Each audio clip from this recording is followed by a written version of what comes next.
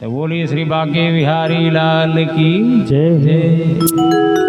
अब आगे शौनक जी प्रश्न करते हैं सूत जी से कि महाराज ये बताइए कि शास्त्रों का सार क्या है, श्रेय क्या है, श्रेय के प्राप्ति के साधन कितने हैं, भगवान के अवतार के कारण क्या हैं, कौन कौन से अवतार लेकर के भगवान ने कौन कौन सी लीलाएं की हैं। और अंतिम में प्रश्न करते हैं कि भगवान जब धर्म की स्थापना करके इस धराधाम से चले जाते हैं तो धर्म किसकी शरण जाता है।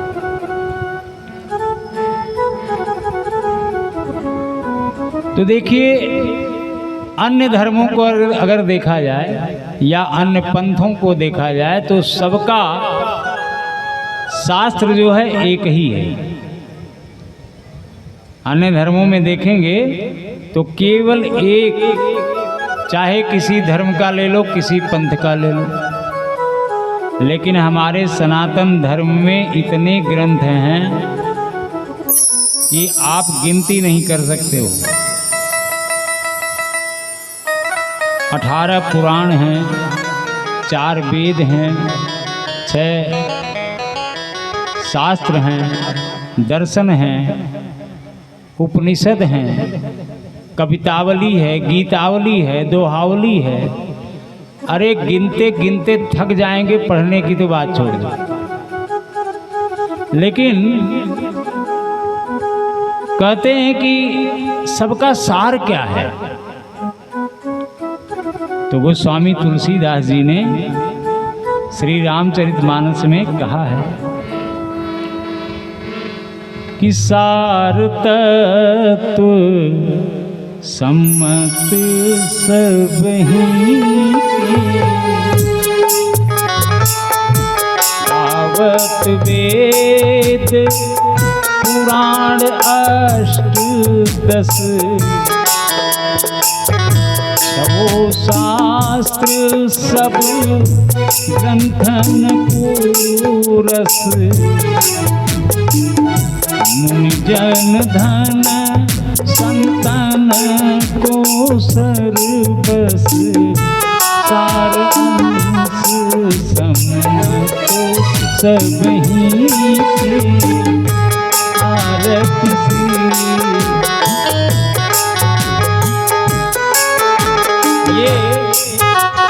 जो श्री रामचरितमानस है, श्रीमद् भागवत महापुराण है, श्रीमद् भगवत गीता है, यह क्या है? बोली यह सभी शास्त्रों के सार ही तो हैं। अब अलग अलग कथाओं में जाओ, अगर शिव पुराण की कथा में चले जाओ तो शिव पुराण कथावाचक कहेगा कि शिव पुराण सबसे बड़ा है? देवी भागवत की कथा में चले जाओ तो वो वहाँ, लेकिन हमारे शास्त्र क्या कह रहे हैं? हमारे शास्त्र कह रहे हैं कि अगर श्री रामचरितमानस को दिल से अगर आपने पढ़ लिया तो जीवन में कभी भ्रमित नहीं हो सकते, जीवन में कभी भ्रमित नहीं हो सकते हो। श्रीमद् भागवत महापुराण की कथा यदि दिल से सुन लिया तो जीवन में कभी भ्रमित नहीं हो सकते हो।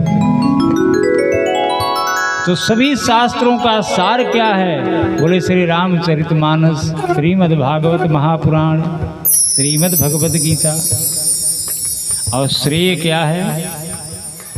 बोले इसमें जिनकी गाथा गाई गई है, जिनकी चर्चा की गई है, वही श्रेय है। उसी की प्राप्ति का उपाय सोचो, उसकी प्राप्ति हो जाए तो आपको जीवन में फिर किसी चीज़ की प्राप्ति की जरूरत नहीं है। अरे भाई, लड्डू की, इमरती की, जिलेबी के ये स्वाद आपको तभी तक अच्छे लगेंगे जब तक आपने चमचम, रसगुल्ला इत्यादि नहीं खाए हुए। बढ़िया वाली मिठाई खा लोगे तो फिर उसका स्वाद कभी नहीं भूल पाओगे। मुझे खूब अच्छी तरह याद आता है कि मैं एक बार पंजाब गया था एक सरदार जी के घर में, तो उन्होंने मुझे वो पेठा होता है ना, पेठा, पेठा जैसी गोल गोल मिठाई थी, एकदम गोली के जैसे। बच्चे गोलियां खेलते हैं इतने बड़े बड़े, तो एक कटोरी में भर के दिए। और हमारे साथ हमारे एक मित्र थे पांडे जी, वो अब थोड़ा कम साथ में रहते हैं, लेकिन बड़े अच्छे मित्र हैं, मोटे से हैं, आप लोग जानते हैं उनके बारे में। ये थे, हम दोनों गए थे, तो सामने वाले ने एक कटोरी में भर के वही मिठाई लाया, तो हम सोचे कि पेठा होगा, तो पेठा समझ करके उसको दो तीन गोली गोली जैसा ही तो था, ऐसे उठा के मुंह में डाल लिया। अब मुंह में डालते ही ऐसे रुमाल जेब से निकाल करके मुंह पे रखना पड़ा, क्योंकि उसमें इतना रस भरा हुआ था कि वो रस जो है मुंह से बाहर आने लगा। अब वो छिपाने के लिए ऐसे रुमाल निकाले, और रुमाल निकाल के ऐसे मुंह को दबाए हुए हैं, क्योंकि वो रस समझ में नहीं आ रहा है कि क्या करें, किसी तरह से उसको खाए। बाद में पूछे कि भाई ये कौन सी मिठाई थी? बोले पंजाब की बहुत फेमस मिठाई है, आप जो है उसको एक ही खा लोगे तो पूरा मुंह रस से भर जाएगा, लेकिन आपने तो दो तीन डाल लिया। अब वो मुझे आज तक नहीं भूलता है, दोबारा वो मिठाई खाने को नहीं मिली, लेकिन उसका स्वाद जो है वो आज तक याद आता है। तो तात्पर्य ये है कि जो भगवान नाम का स्वाद एक बार चख लेता है, अरे भाई राम नाम क्या है? राम नाम को खूब बढ़िया से यदि समझ लिया आपने तो इसको छोड़ नहीं सकते हो। राम में 3 अक्षर लगता है, र, ओ और म। र क्या है? बोले अग्नि का तत्व है। र जो है अग्नि का तत्व है। जब आप र कहते हो तो तमाम विशाल ज्वालाएं हमारे हृदय में जल उठती हैं। अग्नि की ज्वालाएं जो है पूरे हृदय में जल उठती हैं, और उन ज्वालाओं के द्वारा क्या होता है कि हमारे जन्म जन्मांतर के, कल्पांतर के, युग युगांतर के जितने पाप राशियां हैं जल करके भस्म हो जाती हैं। और जब अ कहते हैं तो अ सूर्य का तत्व है। अ कहते ही हुए ही पूरी हृदय में जो है प्रकाश फैल जाता है, और उस प्रकाश के द्वारा अज्ञान रूपी जो अंधकार है हमारे हृदय का वो प्रकाशित हो जाता है। लेकिन अग्नि भी गर्म और सूर्य भी गर्म, अब दोनों मिलके गर्मी देते हैं। तो अगला अक्षर जब म कहते हैं तो म चंद्रमा का बीज है, और चंद्रमा शीतलता का प्रतीक है। तो म कहते ही जो सूर्य और अग्नि के माध्यम से भीतर जो ताप था, गर्मी थी, वो म कहते ही शांत हो जाती है, शीतल हो जाती है। राम शब्द जो है, इसलिए तो गोस्वामी जी ने कहा है कि जासु नाम सुमिरत एक बारा, उतर ही नर भव सिंधु।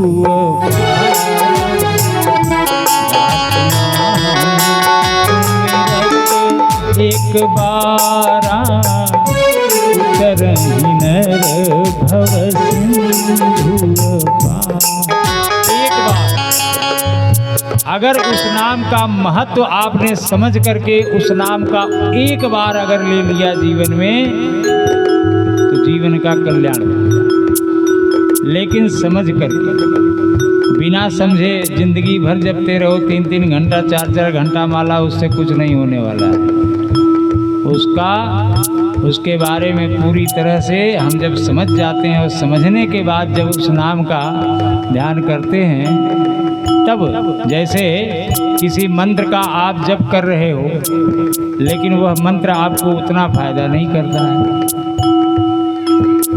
तो फायदा कब करता है? बोले जब वही मंत्र गुरु के मुख से आपसे सुन लेते हो, गुरु ने आपके कान में वही मंत्र फूंक दिया, और उसके बाद जब उस मंत्र को जपते हो तब वही मंत्र फायदा करने लगता है।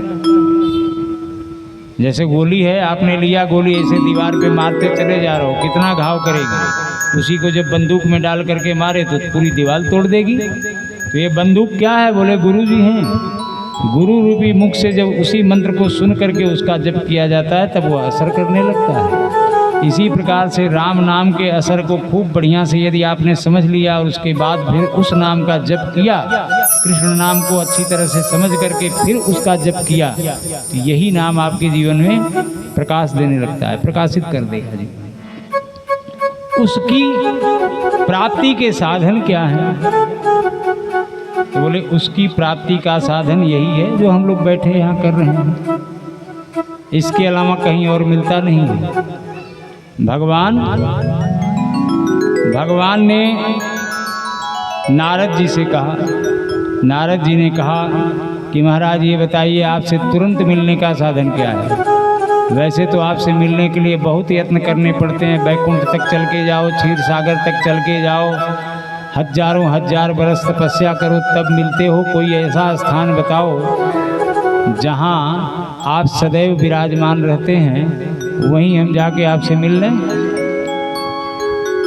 तो भगवान ने कहा, ना हम वसामि वैकुंठे योगीनां हृदयेन च मद्भक्ता यत्र गायन्ति तत्र तिष्ठामि नारद। जहाँ मेरे भक्त बैठ करके मेरे नाम का गायन करते हैं, मैं वहाँ सदैव विराजमान रहता हूँ। साधन यही है। और भगवान के अवतार के कारण क्या हैं? अरे भगवान जब इतने सर्वशक्तिमान हैं, समर्थ हैं, जिनके केवल इच्छा मात्र से पूरी सृष्टि का संचार हो जाता है और थोड़ी सी भ्रिकुटी टेढ़ी हुई कि प्रलय हो जाती है, यह भगवान इतने सर्वशक्तिमान भगवान छोटी छोटी बातों में अवतार क्यों ले लेते हैं? रावण ने आतंक किया, राम बन के आ गए। कंस ने अत्याचार किया, कृष्ण बन करके आ गए। ये छोटी छोटी बातों में अवतार क्यों लेते हैं?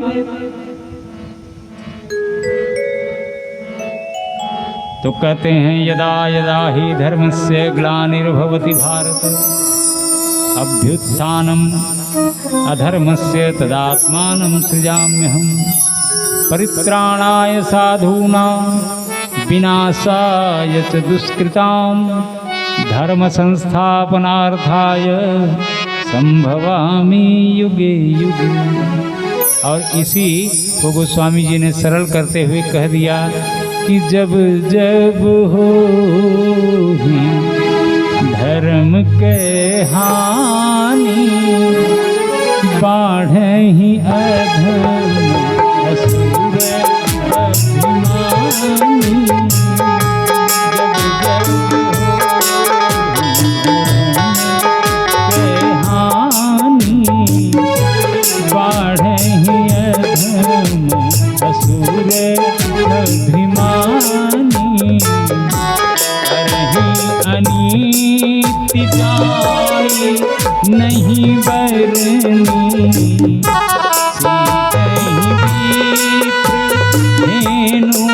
सूर धरनी। तब तब धरे हरि विधि शरीरा हरहि कृपा निधि सज्जन पीरा। हरहि कृपा निधि सज्जन पीरा। भक्त जब जब आर्द्र होकर के भगवान को पुकारते हैं, अपनी व्यथा कहते हैं, दुष्टों के द्वारा किए हुए अत्याचार की व्यथा सुनाते हैं, तो भक्तों की पुकार पर भगवान तुरंत कोई किसी न किसी रूप में आकर के भक्त की रक्षा कर लेते हैं और दुष्टों को, दानवों को, उनको ठिकाने लगा करके धर्म का संस्थापन करते हैं। यह भगवान का नियम है। अब आगे कहते हैं कौन कौन से अवतार लिए हैं और कौन कौन सी लीलाएं की हैं। तो इसमें 24 अवतारों की कथा की गई है, लेकिन कहा गया कि भगवान के केवल 24 ही अवतार नहीं है, भगवान के न जाने कितने अनंत अवतार हैं। अनंत अवतारों की कथा आती है। और फिर धर्म की स्थापना करने के बाद भगवान जब इस धराधाम को छोड़ करके चले जाते हैं, तो धर्म किसकी शरण ग्रहण करता है? तो धर्म कहाँ जाता है? बोले धर्म हमारे धर्म ग्रंथों के में ही छिप जाता है और कहीं नहीं। धर्म ग्रंथों में, श्रीमद् भागवत महापुराण में, श्री रामचरितमानस में। अब आप इनकी कथा सुनिए, इनको पढ़िए और बताए हुए रास्ते पर चलिए, आपका कल्याण होगा। केवल पढ़ लिया, सुन लिया, लेकिन उसका मनन नहीं किया, उसको ग्रहण नहीं किया, आचरण नहीं किया तो कोई फायदा नहीं हुआ। दवाई लेकर के आए, डॉक्टर ने दवाई दे दिया कि भैया सुबह शाम रात में खाना है, सुबह दोपहर शाम में, और दवाई ला करके घर में रख दिए और दवाई खा नहीं रहे हो और बार बार डॉक्टर की शिकायत कर रहे हो, पता नहीं कैसा डॉक्टर दवाई दिया, कुछ फ़ायदा ही नहीं कर रही है। अरे फ़ायदा कैसे करेगी? जब खाओगे तब फ़ायदा करेगी ना। दवाई खाया ही नहीं और दवाई के साथ परहेज भी नहीं किया। दवा के साथ परहेज भी तो बताया जाता है। अगर धर्म ग्रंथों की कथा सुनाई जाती है, धर्म ग्रंथों के बारे में बताया जाता है या आप पढ़ते हो तो उसमें नियम भी बताया जाता है कि भैया झूठ मत बोलो, किसी के बारे में किसी की बुराई मत करो, न सोचो, बन सके जितना किसी का काम बनाने के बारे में सोचो। अरे काम बनाने की बात तो छोड़ दो, आजकल तो कथा भी प्रतिस्पर्धा में की जाती है, कंपटीशन में की जाती है। कथा भी कंपटीशन में होती है। हाँ, मैं एक जगह गया था कथा करने, कहाँ याद है नहीं, यही पनवेल में गया, पनवेल में याद आ गया, पनवेल में 3-4 साल पहले की बात। भागवत कथा ही चल रही थी तो एक जगह और कथा हो रही थी। अपनी कथा शाम को थी, वहाँ दोपहर में थी, तो मैं बोला चलो जाके सुनेंगे। अब आयोजक को पता चला तो दौड़ा दौड़ा आया, बोला महाराज आप मत चले जाना कथा सुनने। हमने कहा क्यों? अब अपनी कथा तो शाम से है, वहाँ तो 4 बजे छूट जाएंगे, तो जाके आ जाएंगे तब तक। बोले नहीं महाराज बिल्कुल मत जाना, कथा तो कंपटीशन में ही हो रही है। अगर आप वहाँ चले गए, किसी को मालूम पड़ गया कि आप यहाँ कथा कर रहे हो, वही कथावाचक यहाँ आए हैं, तो फिर तो हमारा नाम ही खराब हो जाएगा। लोग कहेंगे आपके व्यास जी हमारे व्यास जी से बहुत कम जानते हैं, इसलिए यहाँ कथा सुनने चले आए। अब बताओ, जिसका मूलाधार ही कंपटीशन है, प्रतिस्पर्धा है, ऐसी कथा का लाभ क्या है? तो कथा कंपटीशन में नहीं रखनी चाहिए या करनी चाहिए। कथा का भी मूल यही है कि सबका कल्याण हो, सभी का कल्याण हो। अगर इस भावना से यदि आपने कथा का आयोजन नहीं किया है तो चाहे कितना भी बड़ा कार्यक्रम कर लो, कितनी भी भीड़ इकट्ठा कर लो, कितना भी जलवा दिखा लो, उसका कोई लाभ आपके जीवन में मिलने वाला नहीं है। अब आगे प्रश्न करते हैं कि सूत जी महाराज यह बता दीजिए कि इस कथा की रचना किसने की और किसके द्वारा हुई, जरा इसके बारे में बता दीजिए। तो सूत जी कहते हैं कि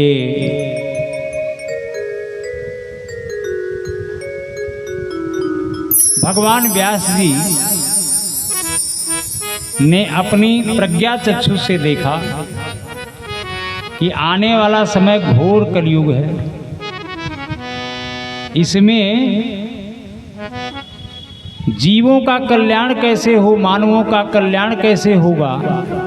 तो यह विचार करके उन्होंने बहुत सारे ग्रंथ, एक वेद के 4 विभाग कर दिए, एक वेद के 4 विभाग कर दिए, 17 पुराणों की रक्षा कर दिए, उपनिषदों की रचना कर दिया उन्होंने, और फिर ऐतिहासिक ग्रंथ लिखा उन्होंने, महाभारत। पूरी तरह से संतुष्ट नहीं हुए तो विचार करने लगे कि क्या करें।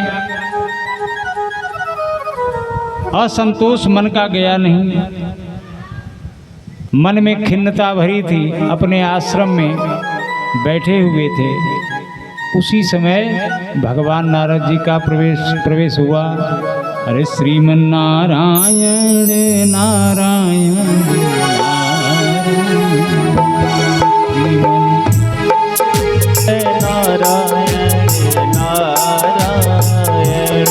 श्रीमन नारायण नारायण नारायण श्रीमन नारायण नारायण नारायण नारायण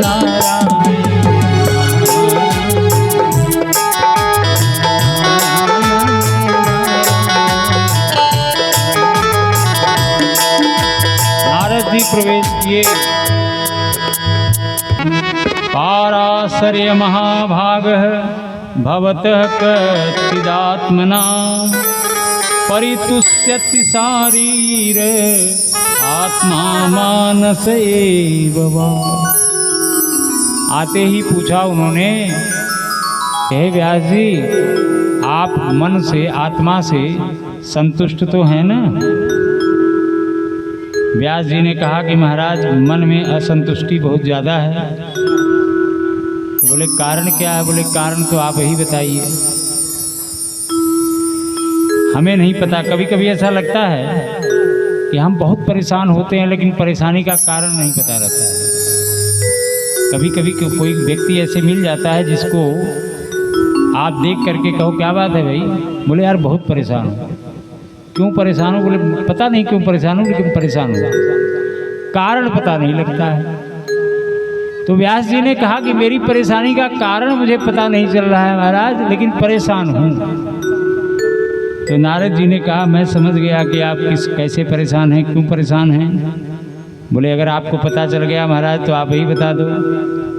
तो बोले व्यास जी आपने बहुत मेहनत किया, बहुत सारे ग्रंथों की रचना की है आपने, लेकिन जब तक भगवान के प्रेम रस का वर्णन नहीं करोगे तब तक असंतुष्टि बनी रहेगी। आपने जो ग्रंथ लिखे हैं उसको लोग पढ़ सकते हैं, समझ सकते हैं, लेकिन जीवन में उतार पाना कठिन है, उतना समझ ही नहीं पाएंगे, क्योंकि वेदों की भाषा को सब लोग नहीं समझ पाते हैं। वेदों की भाषा को बड़े बड़े विद्वान नहीं समझ पाते हैं। आम आदमी की बात तो छोड़ दीजिए, सबके समझ की बात नहीं है। तो ऐसे ग्रंथों की रचना करो जो सबके समझ में आए और अपने जीवन में उसको उतारें। मुझे देखिए, मैं एक दासी पुत्र था, लेकिन संतों का संग मुझे ऐसा मिला कि उस संग के कारण आज ब्रह्मा जी का बेटा बनकर के पैदा हुआ हूँ और भगवान के द्वारा प्रदत्त यह वीणा मिली है। भगवान ने कहा है कि मेरे नाम का गायन करो, और जब से उनके नाम का गायन कर रहा हूँ व्यास जी, मैं इतना अपने आप को संतुष्ट महसूस करता हूँ, इतना सुखी हूँ कि मुझे लगता है कि मुझसे सुखी इस संसार में कोई नहीं है। पूर्व जन्म की गाथा को बताए और कहे कि आप भगवान के रसिक कथाओं का वर्णन कीजिए, और चतुश्लोकी भागवत का ज्ञान दिए और इसके बाद प्रस्थान कर गए। अब ब्रह्मनद्यां सरस्वत्या माश्रम पश्चिमे तटे साम्याप्रास इति प्रोक्त ऋषीणां सत्रवर्धन। अपने सम्याप्रास आश्रम में भगवान व्यास जी ने आंखें बंद की, ध्यान लगाए, और फिर चतुश्लोकी 4 श्लोक में जो भागवत नारद जी ने सुनाया था, एक एक श्लोकों की रचना करते गए। गणपति जी लिखने के लिए बैठ गए, गणपति जी लिखते गए, व्यास जी बोलते गए, और देखते देखते 18,000 श्लोक तैयार हो गई। श्रीमद्भागवत महापुराण की जय। अब तैयार तो हो गई, लेकिन सोचने लगे कि इसको किसको समर्पित करूं, किसके द्वारा इसका प्रचार प्रसार होगा। तो कुछ सेवक तैयार किए, सेवकों को कुछ श्लोक तैयार करवाए, और उनसे कहे कि जा करके जंगल जंगल में इसका गायन करो। याद आई बेटे की, जो बेटा जन्म लेते ही चला गया था छोड़ करके, उस बेटे को याद करने लगे। बेटा है इसलिए नहीं, पुत्र है इसलिए नहीं, पात्र है इसलिए, क्योंकि उनसे बढ़कर के कोई महापुरुष महाभागवत कोई है ही नहीं, इसलिए बेटे की याद आई। तो बेटे को ढूंढने के लिए चेलों को तैयार किए और जा करके जंगलों में समीधा बीनते हुए शिष्य जो है गायन करने लगे। बरहा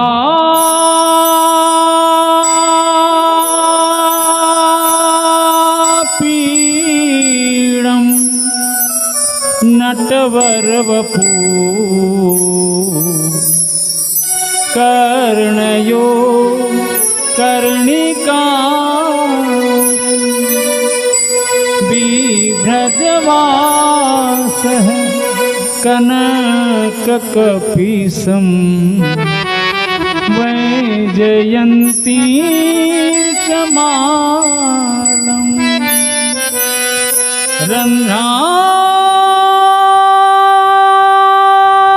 रन्ध्रान्वेणो रधर सुधया पूरयन् गोप वृन्दैः वृन्दारण्यं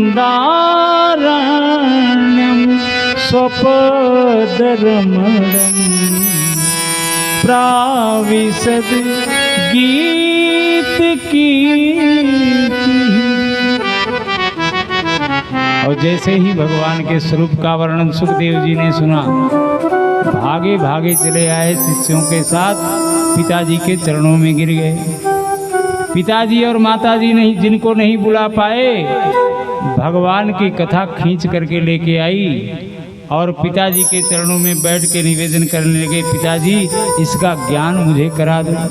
और पिताजी ने शिष्य समझ कर, पुत्र समझ करके नहीं, शिष्य समझ करके पूरी भागवत रटवा दिए। अब सुखदेव जी पूरी भागवत रटने के बाद अब ले करके कह रहे हैं कि कोई पियो रे पियाला,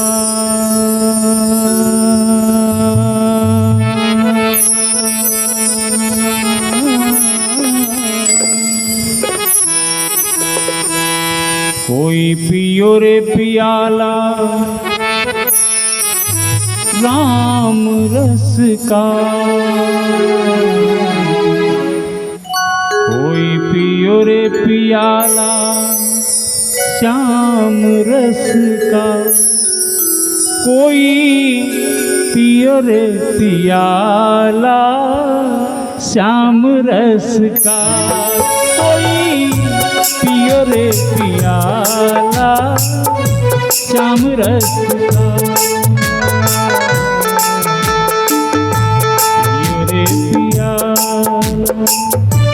पियो रे पियाला श्याम रस का,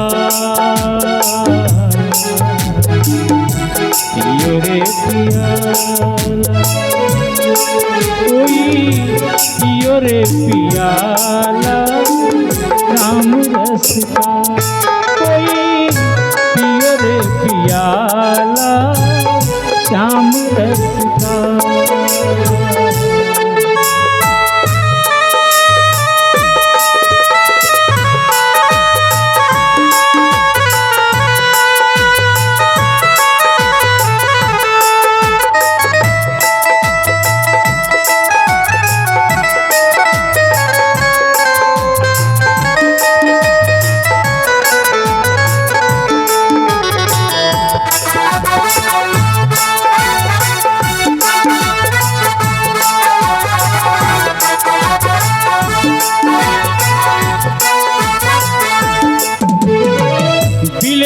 तोरुक्रम विक्रमान ये न शृण्वतः कर्णपुटे नरस्य, जिह्वा सती दार्दुरिकेव सूत नचोप गाया तिरुगाय गाथा, पियो रे पिया कोई पियो रे पियाला श्याम रस का, कोई पियो रे पियाला श्याम रस का, पियो रे पियाला। राम नाम के हीरे मोती मैं बिखराऊं गली गली, राम नाम के हीरे मोती मैं बिखराऊं गली गली, हिले रे कोई राम का प्यारा मैं शोर मचाऊं गली गली, राम नाम।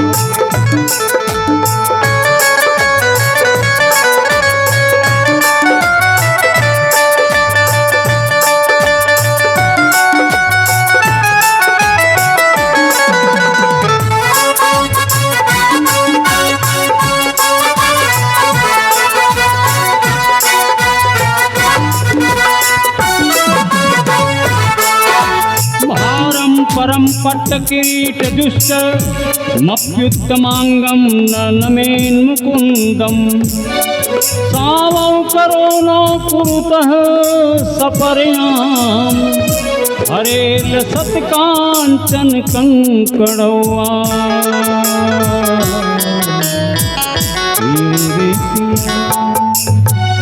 पियो रे पिया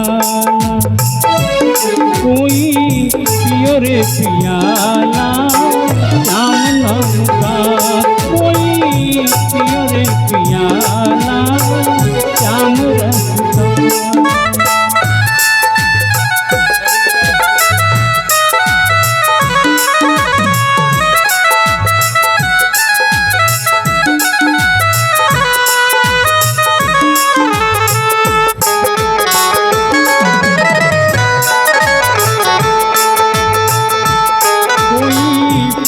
रे पियाला श्याम नाम का, राम नाम के हीरे मोती मैं बिखराऊं गली गली, हीरे रे कोई श्याम का प्यारा शोर मचाऊं गली गली, राम नाम के हीरे मोती।